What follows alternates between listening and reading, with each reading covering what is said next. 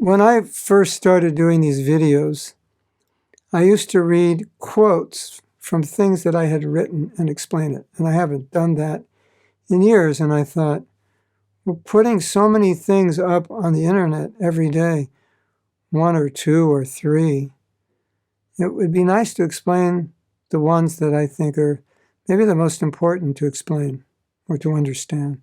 So that's what we're going to do. And I have them on my phone.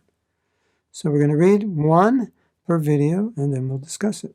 I think one of the most obvious places of karmic reaction is how we talk to ourselves, because it has so much effect on our lives. People are going to say so many things about us. It's not a problem because it doesn't have to affect us. The problem is when we believe it and or when we tell ourselves the same bad things that other people are telling us. Because what we tell ourselves, that's what most affects us. Because anybody can say anything about us. We can say whatever, they don't know what they're talking about, or they're not nice, or they're just having a bad day, or they don't like me, or whatever. But when we say bad things to ourselves, we're very much affected by it. Now, generally, we don't look at karma like this. We look at karma in maybe a more black and white fashion, a less subtle fashion. But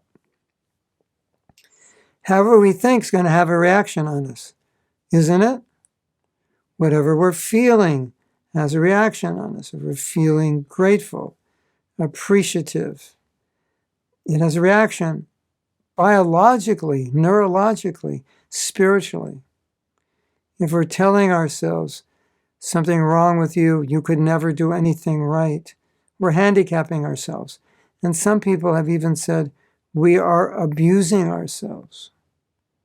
So if you actually care about yourself, you will be very careful to only speak to yourself in ways that will nourish you, that will uplift you, that will help you materially and spiritually. That's what it means to be self-caring. That's what it means to be self-loving. So, as Krishna said, the mind is the enemy, but we're in control of that mind. We can decide what we want to focus on. Now you might say, well, my mind is all over the universe. That's true.